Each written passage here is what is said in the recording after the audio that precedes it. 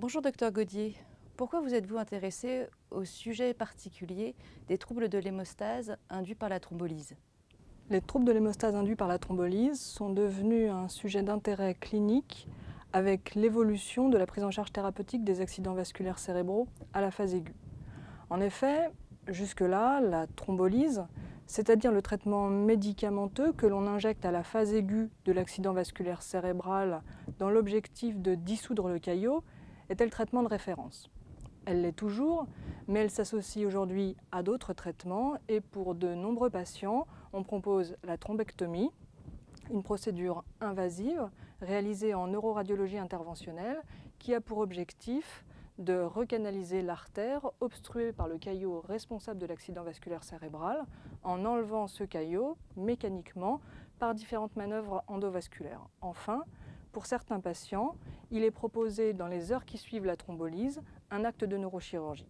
L'association de ces traitements pose des problèmes d'hémostase parce que la thrombolyse modifie l'hémostase de façon variable avec une durée qui est mal connue mais qui peut impacter les procédures invasives et c'est pour ces raisons que nous nous intéressons à ce sujet. Et quel est l'objectif de vos travaux?